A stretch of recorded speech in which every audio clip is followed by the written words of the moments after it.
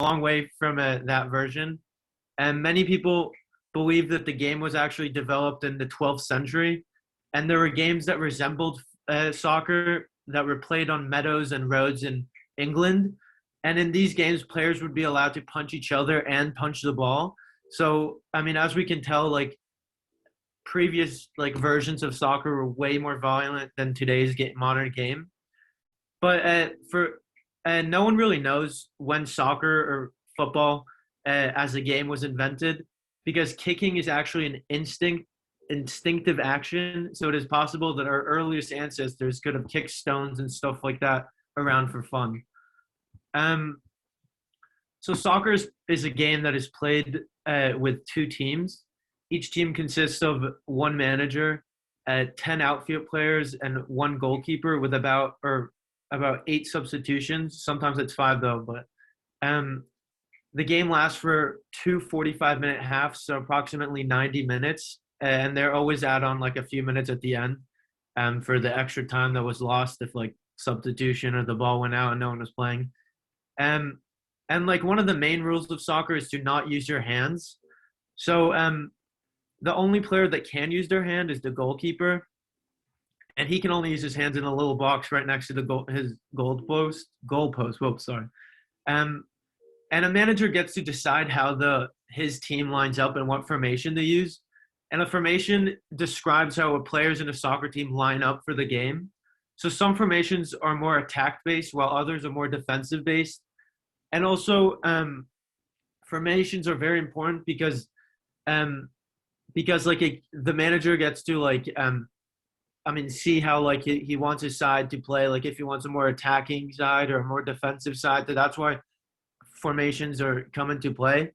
And there's so many different formations. Like the most popular formation today is a 4-3-3, meaning there's four defenders in the back, three midfielders, and three attackers. And another popular formation that is kind of dying out from our game is the 4-4-2 formation. And this formation seems to die out because there's less attacking players. And again, so like if I say 4-4-2, it's like four defenders, four midfielders, and two attackers. So that's how you kind of, I don't know, that's the soccer language that we use. Um, so one reason for why soccer is so popular today is because it is very inexpensive. The only thing you need a ball and that's even a stretch. Like when I was a kid in Israel, we used to only the elder kids could like sign out the ball. So me and my friends would always just like crush up a soda can and just play with that, and we had just as much fun. And so one way that we can look at popularity of soccer or football is by comparing football social media accounts with other accounts. For example, if we look up Tom Brady, who is the most followed NFL player, and we see that he has 9.5 million followers. And that's, I mean, I'm not saying it's not a lot, but once we look at Cristiano Ronaldo, who has 275 million, that number seems very small. Or even a player named Neymar, who's has 148 million, or even Messi, who has 196 million. So their numbers are way, way more like bigger. And this is also because soccer is more of a global sport compared to just like American football or like hockey, which is a lot of times like a territorial sport, I would say. Um, so soccer is a game that brings people together. It is it is simple to play and inexpensive, which helps raises its popularity. And that's why we see such high numbers in World Cup games or even any other games in general. And it's competitive, it's fun, and it's easy to play. And there are so many more rules that I didn't get to talk about that I could have spent hours on and just talking about, but I couldn't. So for me, also soccer is my life, and I'm always happy watching it and playing it. And I know most of you probably know of soccer and how it is played, but I challenge you to go out and just kick a ball and just see how what the hype's all about. That's it.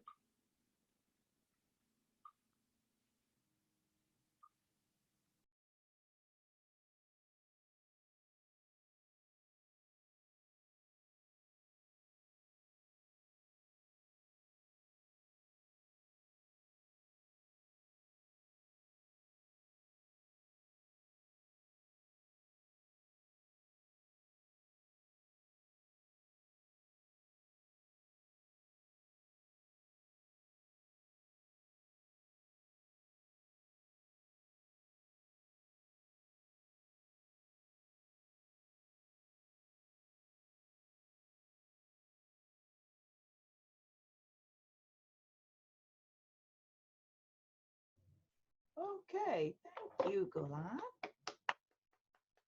Clap. He might can't hear us, but he can see us. All right.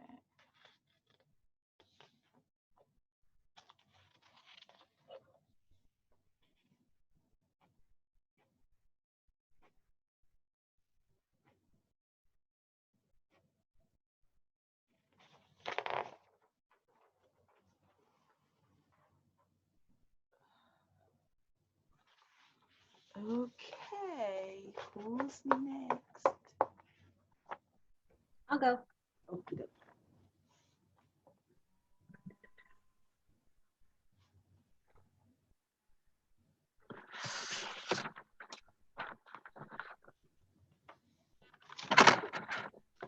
Okay, so Ooh. I brought visual aids. So these are ball pythons. They are also known as royal pythons or Python regius. And they come from Africa, and they're actually the smallest of all of the African pythons. So it is claimed that Queen Cleopatra of Egypt also wore these as bracelets and jewelry wrapped around her wrists. These ones are a little bit bigger for that, but you get the idea. So the three basic husbandry or care for ball pythons is adequate enclosures, proper temperatures, and a suitable diet. So the first part is the enclosures have to be set up, and that means there's a sizing requirements.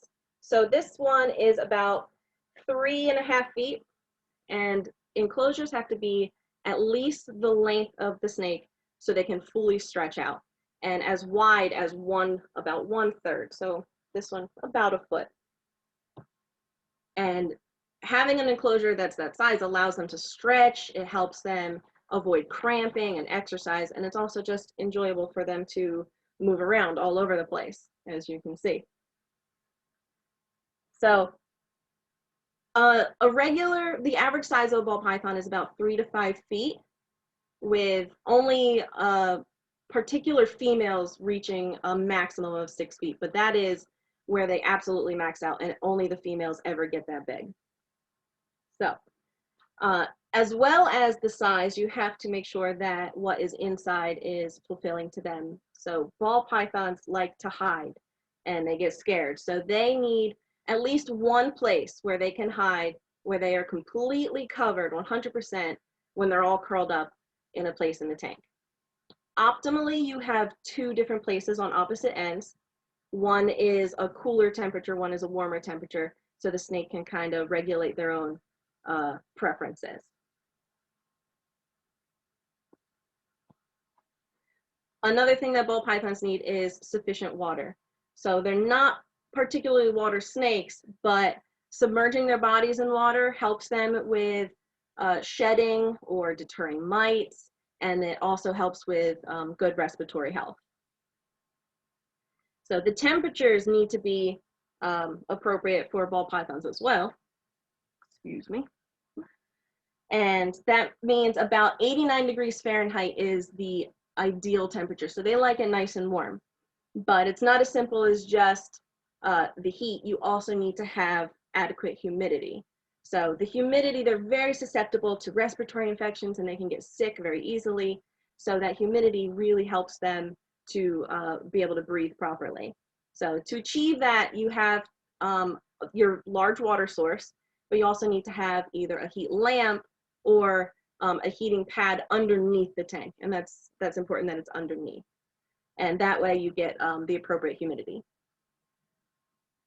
So I had rescued a snake, neither of these ones. A friend had one that someone dumped on him, and he didn't know what he was doing, and it was incredibly poorly cared for. And by the time I saw this snake, and it was very sick, I took the snake. I learned everything that I could in a very quick amount of time, but it was only about 2 weeks of me having the snake, and the snake ended up dying because the respiratory infection was so severe. Once they get that, it is imperative that you act immediately because they can be so fatal. Another aspect, the third aspect, is a proper diet. So pythons, when they're very, very small, they might eat crickets or baby mice, but as they grow, they eat mice, rats, moles, sometimes rabbits if they're large enough, and they are constrictors. So they do like a sneak attack, and they crush their prey by squeezing them. They do not have big, long fangs. It's mostly just pinching. So the prey can be as large as 1.5 times the girth of their body. The largest part of them is about this big, and that can be the prey can be even bigger than that. They can dislocate their jaw to help accommodate for that size. But once they eat, you have to leave them alone, because if they get scared, they'll regurgitate it, and that can harm them, that can injure them. But they do that so they can make a fast getaway, a quick escape if they feel they need to. So domestic snakes can be fed either live rats or frozen thawed, which means you can get them from the store frozen, and then you thaw them out when you're ready to feed them. But the nutritional value is much better in live rats. However, that poses a risk because the rats can, or the rodents can fight back. They can bite the snakes and cause them injuries. So there's always a little bit of a risk when you do that. These ones specifically will not eat frozen. So I have to feed them live. They will just not eat it. So when I feed them, I'll let them hang on me, and I'll lower them down, and they'll coil up, and right before they strike, they are kind of hanging from a tree, so they have the more advantageous high ground. So you feed them about every 7 to 10 days while they're 1 to 2 years old. But once they get older, you can spread it out a little bit to like 14 to 21 days. But if the snake isn't hungry, the snake will show no interest, will not be bothered by it at all. Except for this one, who will just murder anything. So this one that I have here, she goes on hunger strikes all the time, which means, especially in the fall and the winter, when the seasons are changing, she won't eat for months at a time.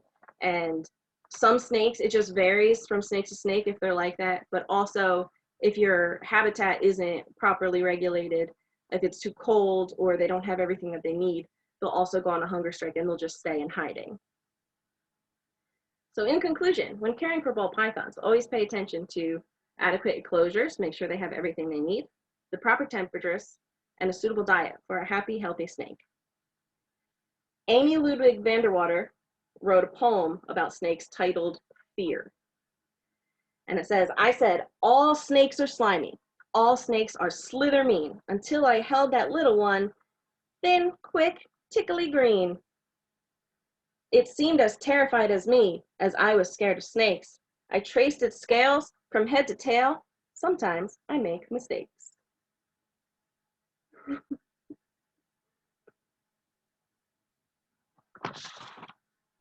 Where, yeah. Yay! Can I ask a Okay. question? So, I'm so yeah. pricing about it. Oh my God, I'm scared over here. So Exactly. I'm I scared don't know sitting if here you- I don't watching know you. if you said it. How long do they live? I didn't mention it, but they can live up to about 30 years or so, give or take. Wow. Yeah. These are commitment animals. Like, a lot of people will just get them from the pet store, think it's just something cool to have, and they don't realize the work that goes into them and how long you're having these. Like these two that I have, I got them off of Craigslist. People were just trying to get rid of them, and I paid for like the tanks and stuff, but it was this one came in a tote, like a storage tote, and they were just like, I'm done with this. Like, I don't want this anymore. So a lot of people get them, not knowing what to expect, and then they are just passed around a lot. So, Where's Pat, do you have any other pets? I have a cat. So this one here is my smaller one. My cat sits on the top of the tank, and the snake will follow the cat around, and the cat will like try and bat at it like through the glass and everything. When I first brought this snake home, I had the tank open, and my arms were in it. I was getting everything set up, and the cat jumped straight in the tank. Now, these could probably kill my cat, but it definitely could not eat my cat. But all of the tank enclosures are well secured when they're not being handled or supervised. So you don't have any fear that they might strangle you or squeeze you?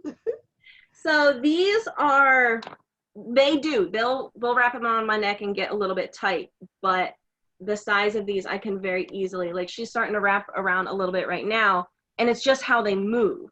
If she wanted to torque down, she could, but you just take the tail or the head or find an end and you can just uncoil them. And they just unwind.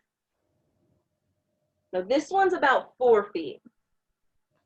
So do you think they have some knowledge about, human, like they are a pet? Like I'm trying to see how to ask that question that it makes sense. You know what I'm saying? Like, it obviously kind of like knows you're caring for it. So I guess it's like, oh yeah, I don't need to eat her or hurt her. This is my caregiver.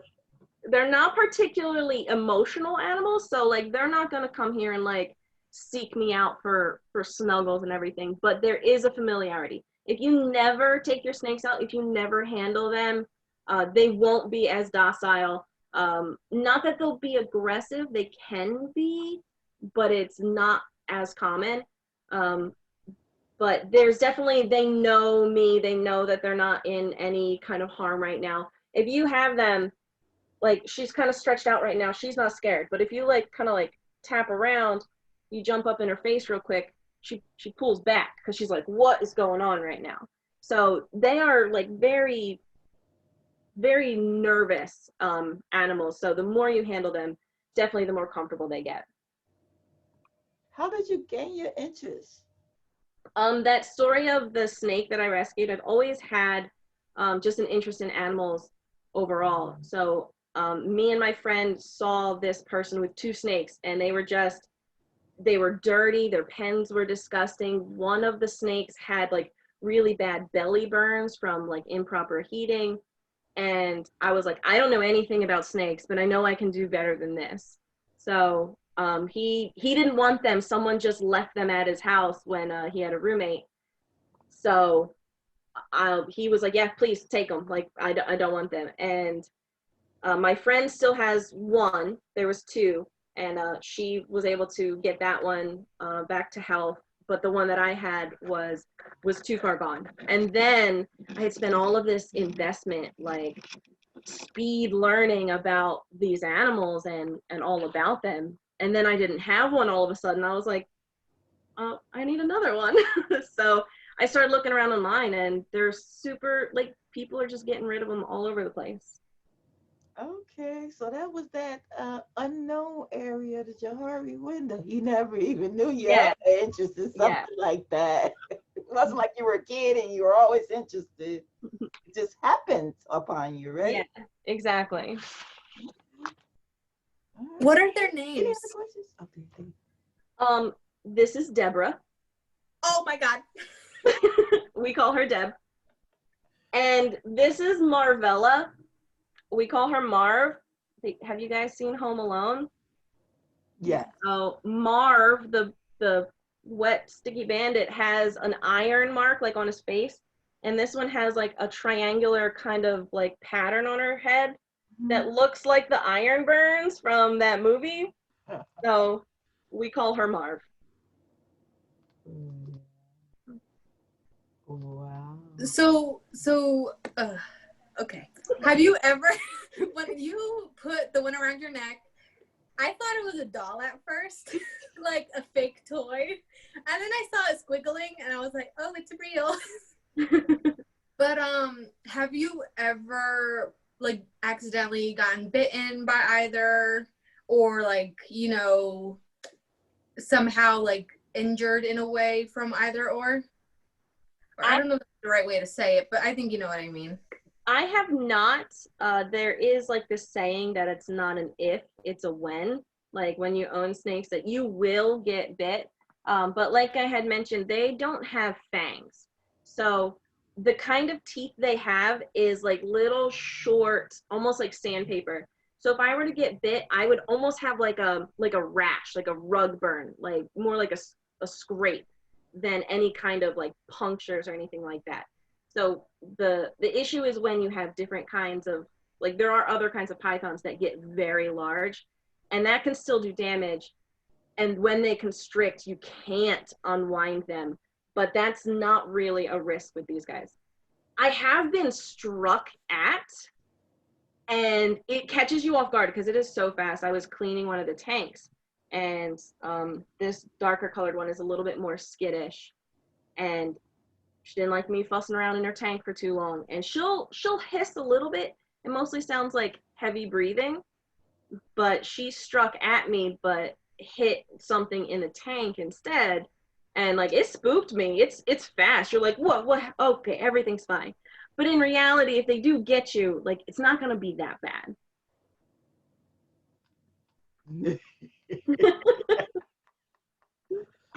Will you say so, Melissa?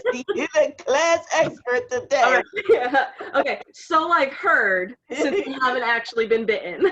Okay. Allegedly. Yes, exactly.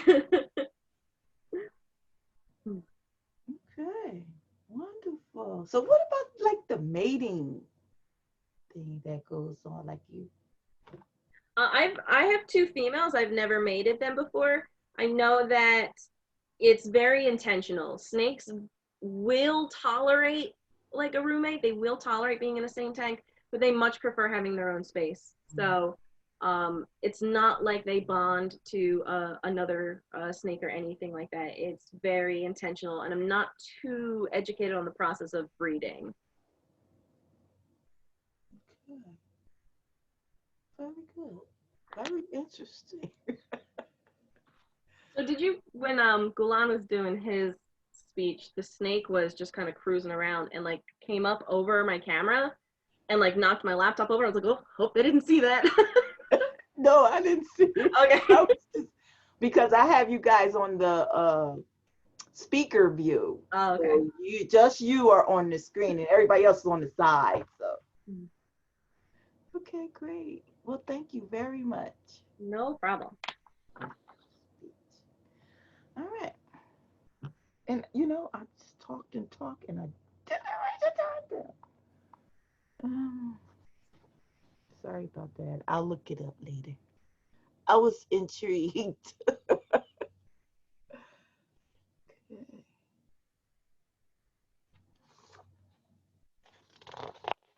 All right, Joshua. That's a hard act to follow. Okay.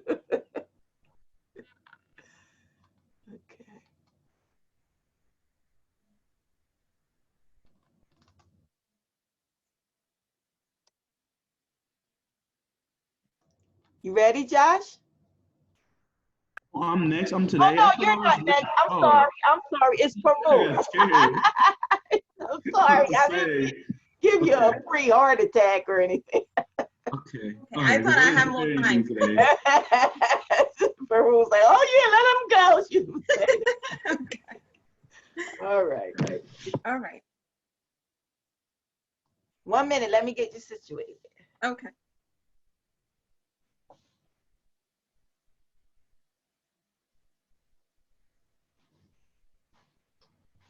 Okay.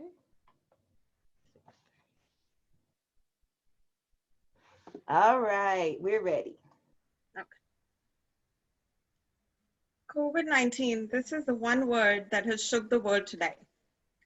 Today, I'd like to inform my audience about COVID-19, the ways we all are trying to save our lives from the disease, how companies and labs have worked hard in the shortest time to develop vaccines, and finally come out with the 3 vaccines today in the United States, which are Pfizer, BioNTech, Moderna, and Johnson & Johnson. Each of these vaccines have their after effects, but are still the most searched out buttons on the internet today. Each one of us are striving in our own way to save ourselves from this dangerous disease, from wearing masks and gloves, cleaning and sanitizing every single thing we touch today, being 6 feet apart, quarantine ourselves from the outside world for 14 days. All of us have done whatever we could to keep us at bay from this disease, but some of us were still infected by it. People started working from home to avoid human contact. Every state in the country had its own different kinds of lockdown to reduce the number of people meeting each other. After the deadly disease hit the world in December 2019, the different labs in the country started studying about the virus and tried to get a cure for it. Gilead Sciences and Moderna were among the first labs to be testing the virus and getting a cure.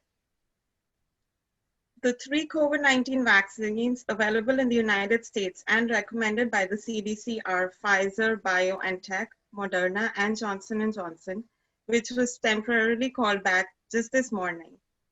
About 66,203,123 or 19.9% of the American population have been vaccinated as of April 8, 2021, according to the CDC data. Each of these 3 vaccines have been tested and are now being administered. The Pfizer vaccine is the first that came out. It is recommended for people aged 16 years and older. It is a 2-dose vaccine that needs to be taken in a gap of 21 days. It has been recommended by the CDC as safe and effective. It is manufactured by Pfizer and BioNTech. This vaccine has an effectiveness of 96% at preventing COVID-19, which is the maximum out of all the 3. Moderna is the second one that came out and is recommended for people aged 18 years and older. It is a 2-dose vaccine and needs to be taken in a gap of 28 days. It has been recommended by the CDC as safe and effective. It is manufactured in the Moderna plant in Texas, and it has an efficacy rate of 94.1%, which is just a little less than the Pfizer vaccine.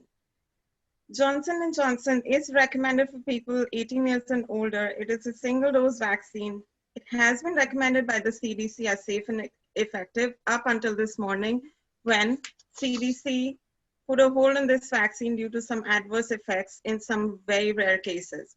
And this had an efficacy rate of 66.6%. All the 3 vaccines have after effects. The after effects tell us that the vaccine is working.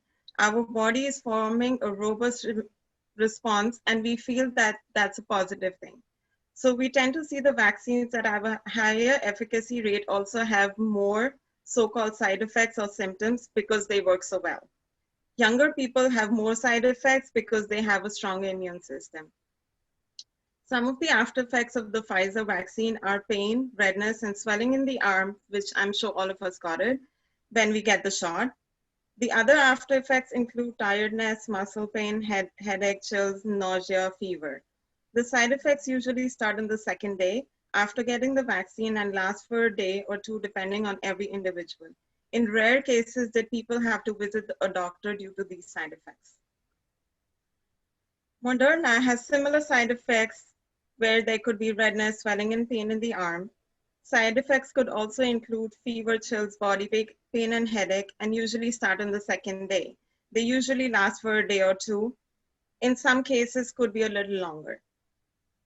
Johnson & Johnson has also had side effects, pain, and redness in the arm where you get the shot. It could be followed by severe body pain, chills, headache, fatigue in some cases. It has been found out that in very rare cases, some people got blood clotting after 2 weeks of getting the vaccine.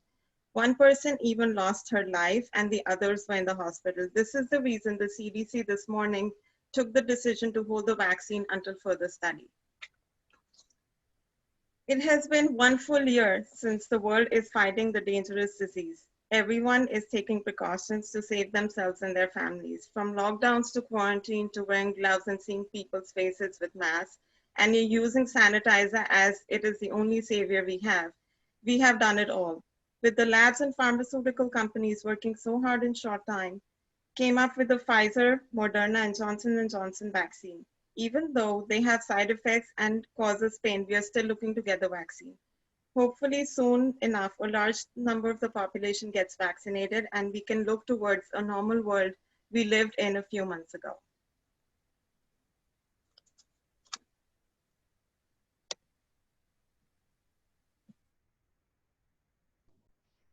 Okay, thank you very much. So, I was curious. You didn't tell us anything about the new information for children. Did you run across anything about that? I know they were talking a little bit about it. I can't hear you. I think you're on mute. Yeah, whatever major research I did, I didn't really come across the children's thing, so I didn't put anything in the speech. Like I didn't have much information, so I didn't add anything. Yeah, it's not much information. They're actually maybe just starting to get something for the children, so like I didn't go that deep. Yeah, I think, if I'm not mistaken, I think Pfizer has applied for emergency use for children, I think 12 to 16 or something like that. I think. I'm not exactly sure. I think I heard. I don't have that information. I didn't go that far. Yeah. That COVID. It's crazy. It is. Any questions? I didn't ask if anybody had any questions for Galan. Galan, I have a student in my other class who is an international soccer player. Really? So he tells us. Yeah. My brother actually plays for FC Arizona. Oh, okay. So yeah, but he's I used to play so much, but I kind of stopped when I went to college. But my biggest regret, though, I think, but Not going pro. well, I mean, I don't know if I would have made it pro, but not playing more. Is what Not playing more in college. but I still get to kick around the ball a lot. So I think you all should get together for a play date. yeah. Hold on. I was gonna say that me and my friends would play it in the summer and stuff like that. Really?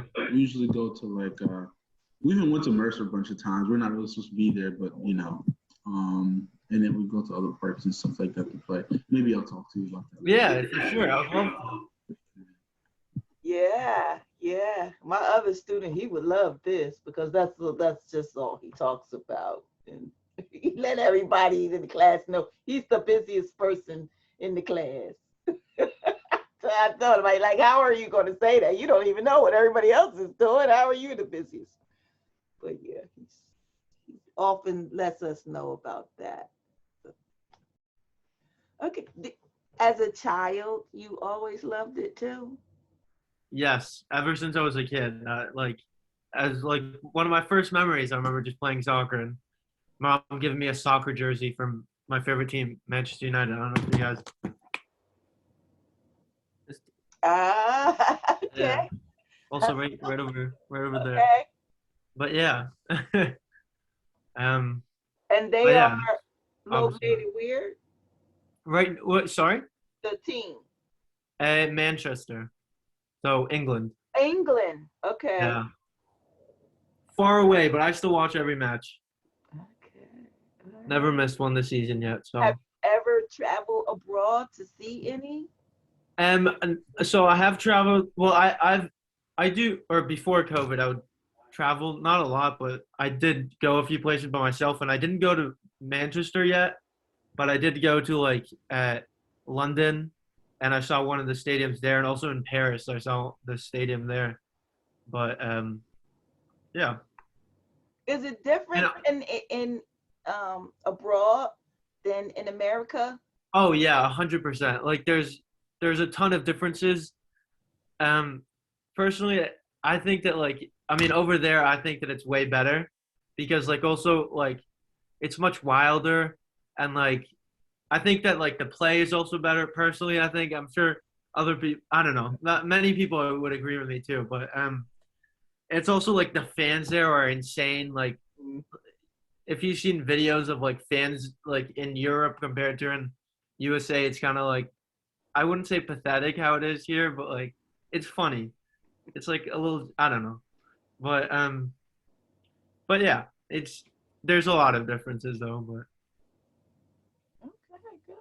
Anybody have any other questions for either Golan or Peru? No. All right. Thank you all three very, very much. I was very entertained today, very much. Well, I shouldn't say entertained, I should say informed, but because I love speeches, it's entertaining for me as well. But you all did very well. Like, I think everybody in the class can speak to the improvements that we're seeing, right? Everybody agree with me? Let me put you all on the gallery view. Anybody disagree?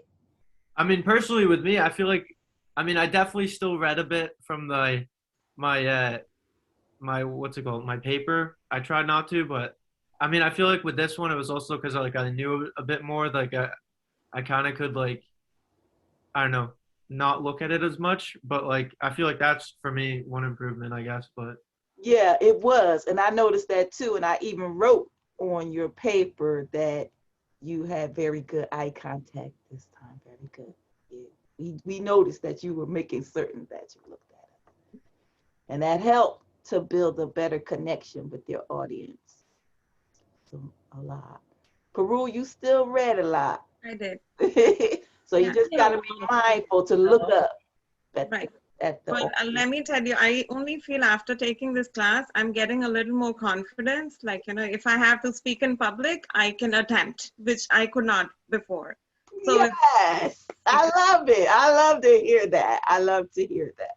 The confidence. Yes. You all exhibited lots of confidence. You all knew your subject matters very well. And remember, I told you that is one of the things that really help you to give a better delivery, knowing your subject matter. And with Melissa, we could tell she had a very good interest. The same with Galan. They were already into their topics. So, and particularly with Melissa, she knew her stuff. Well, we had that discussion assignment, and Jennifer had reviewed me previously, and she was like, "You're reading a lot. Like, make your note cards, so like stuff like that." So I didn't make note cards, but the difference is I have pictures, like little drawings all over. So instead of like notes, I'm looking at pictures. I'm like, "Oh, okay, I'm gonna talk about water now. Oh, okay, I'm gonna talk about this now," because I was trying to be a little bit more like. And that was easier, right? Yeah. That was easier that, you had those cues. Remember we talked about the speaking outline? To put those cues on the side, they really do help. You can quickly look at it, refer, and keep going. And your audience never knows that, you had that little cheat sheet on the side. Very good, very good. I'm very proud. I'm very proud. I'm very happy. And I told you it was going to work out this way because, when you come in, you don't really know. You know a good speech when you hear it. You know something that's effective when you hear it. But you don't always know why. Now you know why. Now you know what comprises a informative speech. What are you looking for? Okay. And y'all did it well. I would just say a comment about try to add the more connectives. They work well in especially these like demonstration type speeches, explanations. They tend to, have these steps and you're talking about it, and it helps the reader, helps the audience to know that you've just left this point and now we're going back to that point. In case, because sometimes our mind does drift away because, that thought process works way more quickly than your mouth. how you can speak. So sometimes we do drift off, and adding that connective, if somebody did, that brings them back in, okay, and helps them to, you know, stay with your topic and know where you are in the speech. So try to add more connective types other than signposts, like, you know, transitions and internal summaries, internal previews, and you can use them together as well. So that would be the one thing that I would say that, you know, you guys could add on to your speeches. But I thought that, I mean, I haven't thoroughly reviewed, you know, your written documents, but just listening to the speeches and seeing them, they all had interest. You all showed that you had some interest in the topic and that you were letting us know more information about it. And that's exactly, you know, how you should approach developing your speeches. So that was good. That was good. Very descriptive. You all were very descriptive. And of course, the visuals really, really play a major role in interest with, you know, what you're doing, gaining our attention. Because just like I think it was little Jennifer has said it, I think, when you put that snake up there, it was like, what? Lots and lots of interest. So much so that the first words that came out of your mouth may have been missed. You know what I mean? Because that visual was so alluring and attractive to the audience that was the main focus, what we were looking at, as opposed to what was coming out of your mouth. When you had said, you know, try and incorporate visual aids, I was like, I'm pretty sure she means charts, but I'm going to go with this anyway. It doesn't have to be charts. I had a student the other day who had them handcuffs. She put the handcuffs on. And she kind of like, at first, another student saw the handcuffs before and said, excuse me, are those handcuffs? And she was, oh yeah, I was hoping you couldn't see them yet. And I had initially told her in another evaluation that I felt that she continually put her hand in front of her mouth, and it was obstructing her communication. It was being distracted, and we couldn't really hear her. And I let her know that. So she had those handcuffs on, saying that I handcuffed her. I arrested her. So that was what she said in the beginning. But then it did relate to the speech that she was giving. So that sticks out in my mind, those handcuffs. Like, you don't see that every day. Someone in handcuffs. So yeah, the visuals, they really do help. And you know, you have to be mindful of it, like you said. Oh, I think she maybe means charts, but no, it's whatever we can see that sends us a message. And that was a strong message. So we got that attention getter really good. That was excellent. I don't usually give out a lot of excellent introductions. I don't usually give out a lot of those. So you got that today. Well, thank you. I will cherish that. You got that today. Yes, I was very happy to see that today. Okay, so are there any questions, comments, concerns? Like I said, we're gonna get out early today. It's only 7 o'clock. I actually have a question.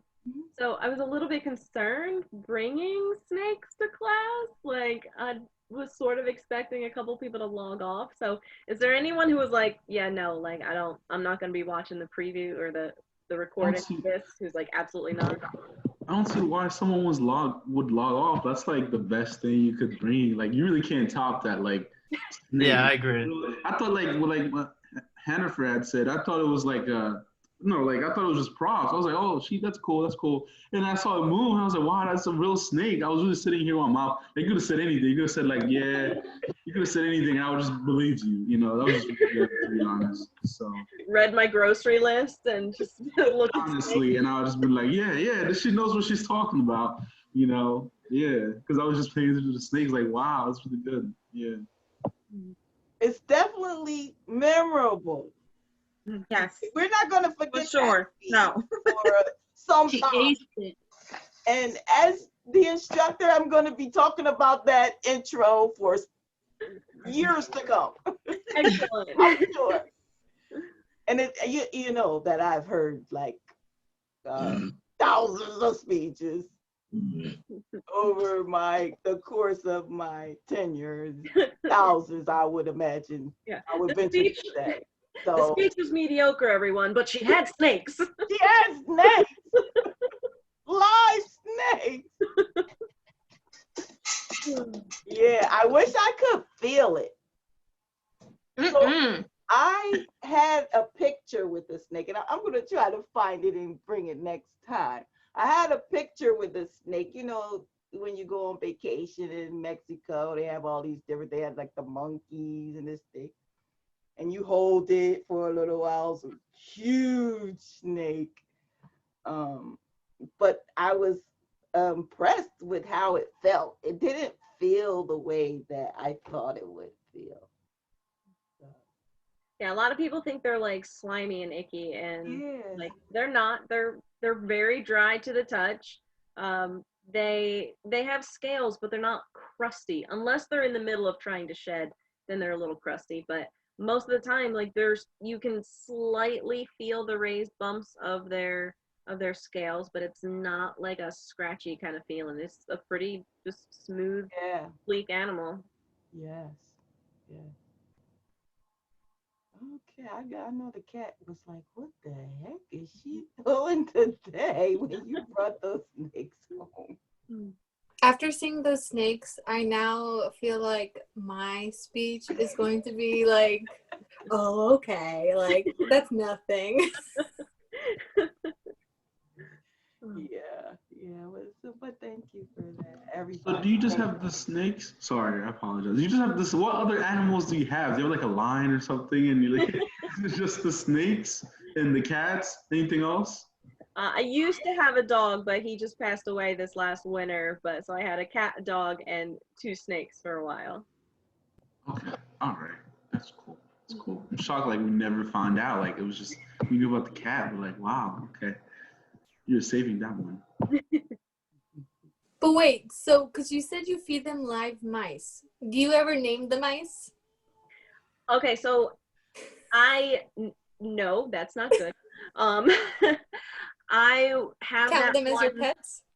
Yeah, I have that one larger one that I had mentioned goes on a hunger strike. And so I bought a rat and she wouldn't eat it, but it was too big for the smaller one. So I just had this rat. And my friend also has a snake who has never eaten well. Like, I don't know if it was the injuries it had or what, it never ate well. So her rat grew too large for it. And I tried to get my snakes to eat it, but it wouldn't eat hers. So we ended up putting our rats together and they started breeding. So we had 15 babies and the 2 parents. So we just got rid of her. She had 5 gigantic male rats that we just went to the pet store and we were like, do you want free rats? And they were like, yeah, okay. But I still have 3.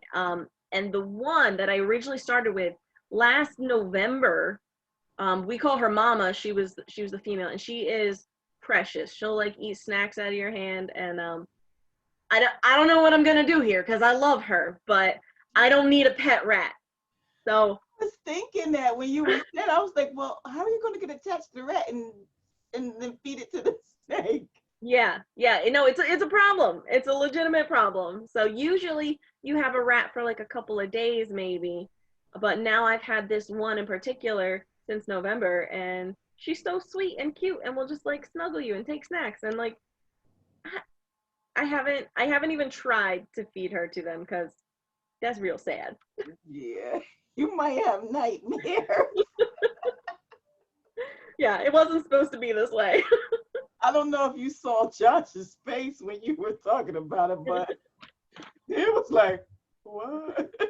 Do you want to Yeah, see I was wondering though what you do with like because you were saying that the one goes on hunger strikes, and it reminded me of my one friend. Her brother has a snake named Princess, and Princess doesn't like eating mice that has their eyes open. It'll only eat baby mice.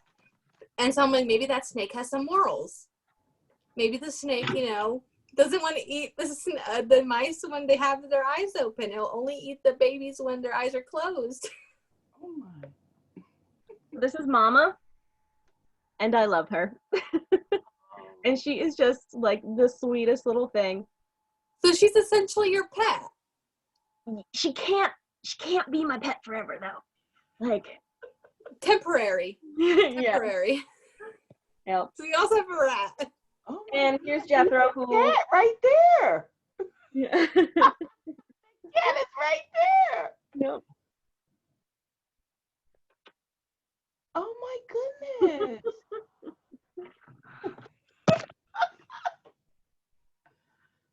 He's usually the lid had like I was out of the room and I heard like a loud crash and I came in and the lid was off of the tank for the rats.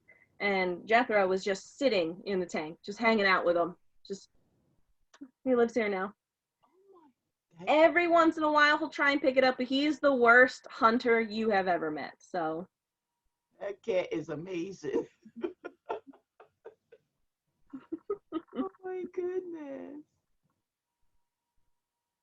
Wow, you have a lot of courage. Could never. I mean, I was a bio major in college, so I used to give pap smears to rats. Okay, so, I don't like rats. I don't like rats. Oh my, that's wonderful. Okay, so very exciting today. So, are there any other questions or comments that you all have? No? Everybody think they're pretty good with the special occasion speeches? Do you have any questions about special occasion at all? When is it again? Special occasion. Do you have any I questions? mean, when is it? Or when are we giving them out? That one's going to be the 27th. Got you. Okay. And we'll do them all that day. It could be any occasion. Any occasion. You just have to make sure that you have the right speech. Okay. That goes with that occasion. Because remember, they all have a purpose. Right. Mm-hmm. And the speech of acceptance is really a thank you speech. So any of these speeches that you might want to give, a 50th birthday party, a shower, or anything like retirement, and you want to say a few words to your guests, that would be a speech of acceptance. Thanking them for their friendship and support, for coming, and the actual gifts that maybe they gave. Okay. All right. So there being no other questions, I will see you guys next week. And I will be eagerly awaiting for more informative information. bring snakes. It works. Bring bears, preferably koalas. How about that? I'll have to take you guys to the zoo. It's the only way we can top this. Okay. Have a great week, guys. Thank you. Thank you. Good night. Thank you. Bye-bye. Good night. Good night.